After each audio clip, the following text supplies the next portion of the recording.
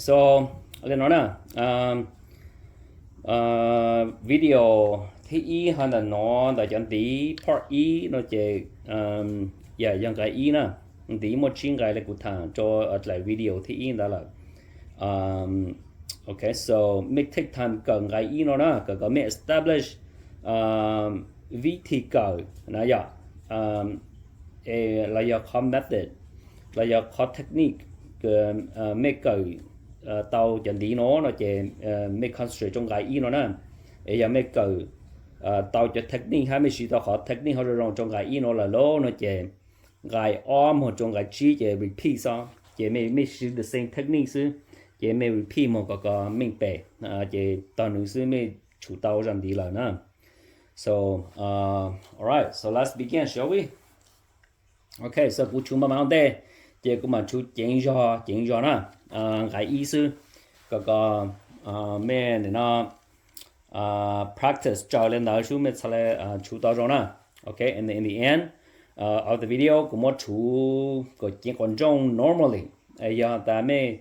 practice cái ý đó cái mình nó what is it gonna sound like nhiều rõ lại chưa? Okay,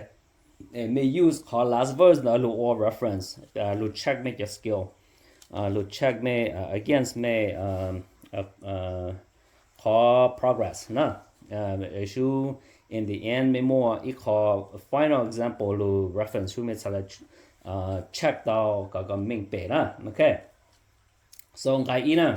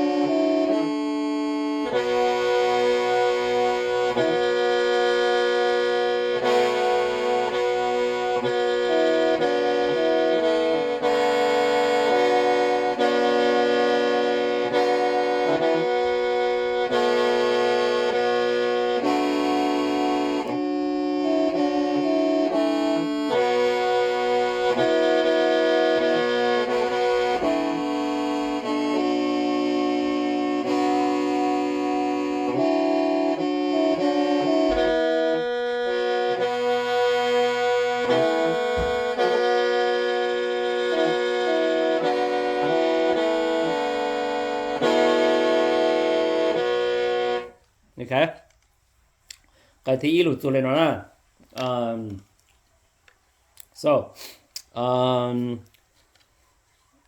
vì cái nào mà every ngày luật cho ít con đi là bây giờ luật cho con đi who between là đó mà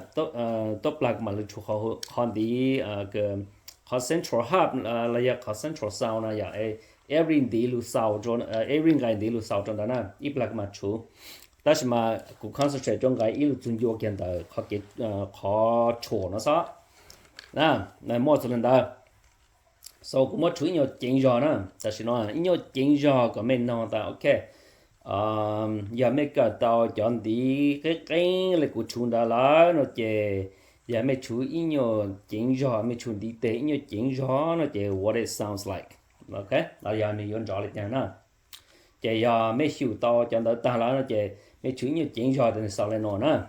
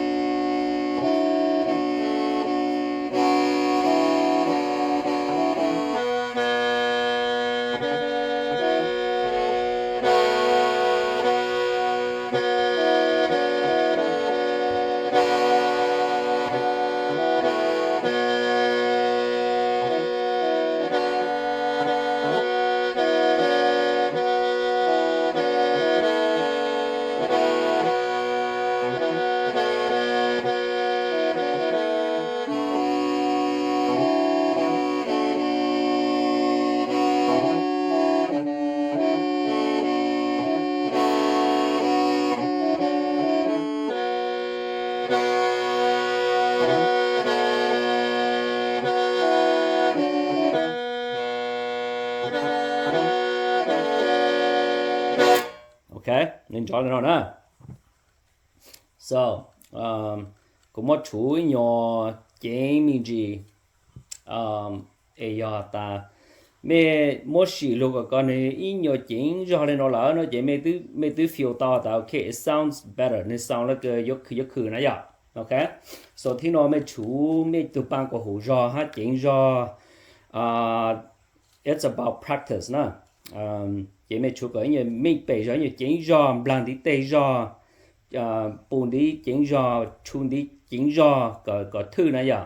chỉ nên sau normal có rủ to là nó mà cái sau của chủ nhân normal nè remember đó nó của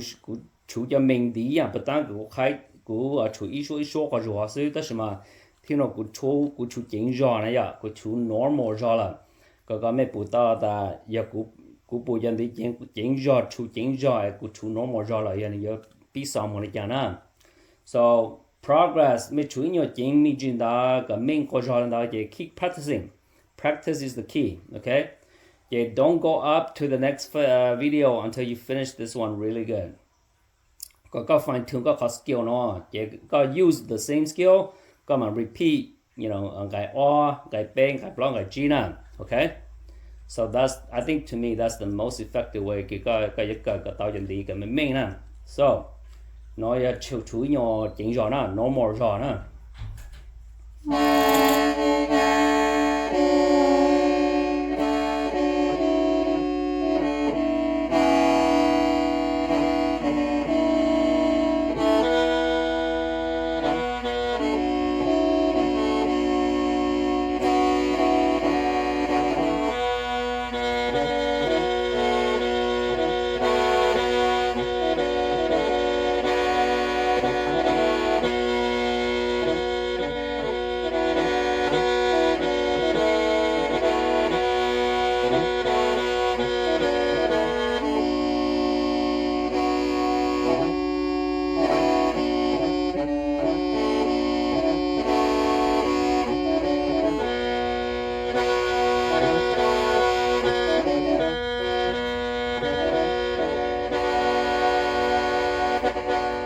okay so nó sound này nó bây giờ so các bộ chỉnh cho các chú của mình bây giờ thì sound pretty good đó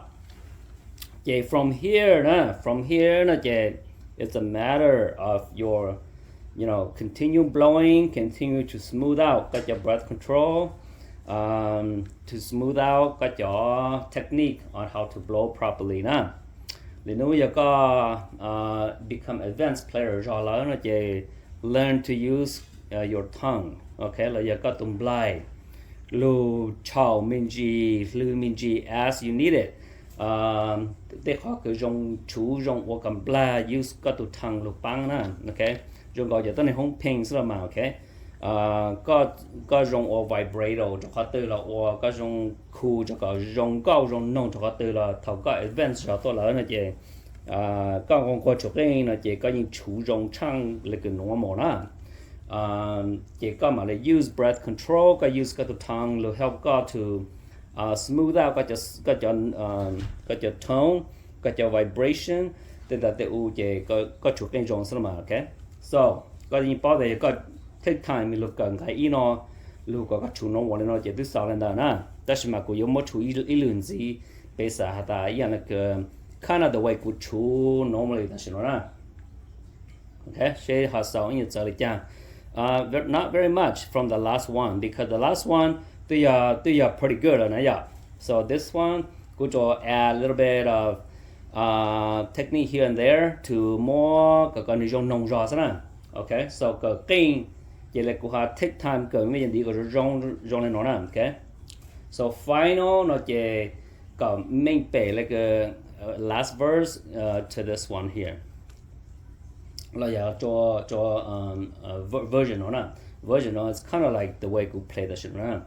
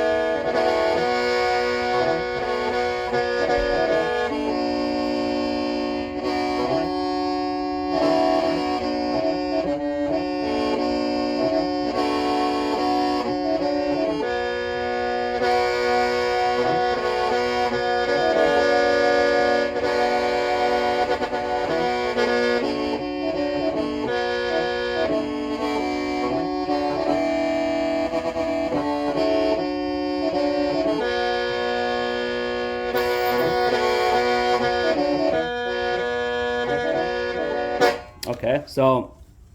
you notice version nó chỉ của mình a little bit more advanced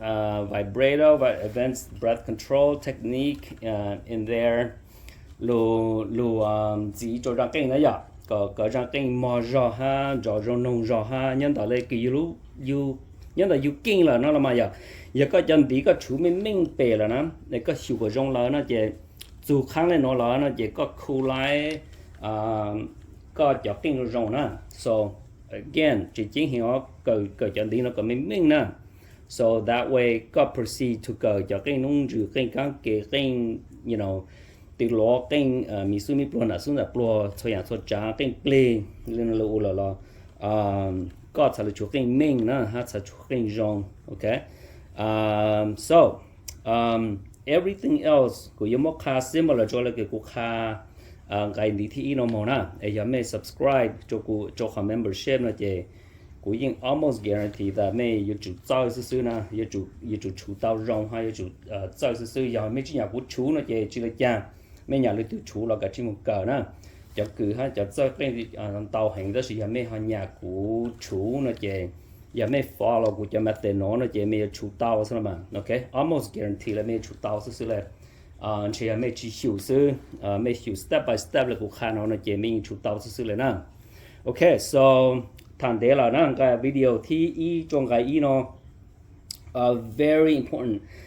cái ý nó mình hiểu cái tao có technique nó mình muốn proof cái tao có technique nó cái mình nó có rong cho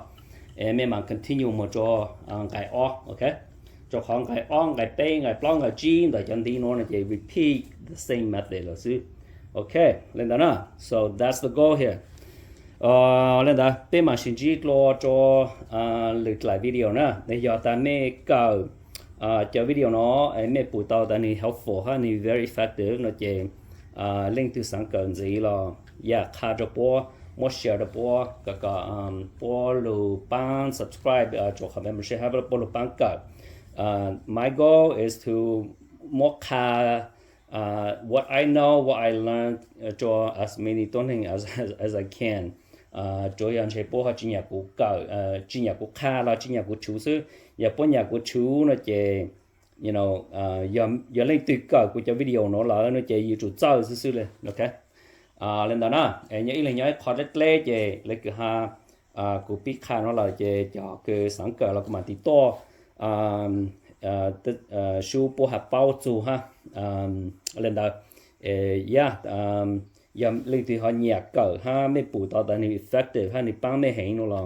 một share một chỗ mấy chục khu cho sinh chế cho phong như thế ha ấy lên từ nhà nó là biết số cái cái gì y mua mẹ để cỡ xứ lấy cái ha như chủ yếu có lớn cho mẹ để ha có sẽ chú tao cái trong ha có sẽ cái chính ok chính lo lại tu nó more student nè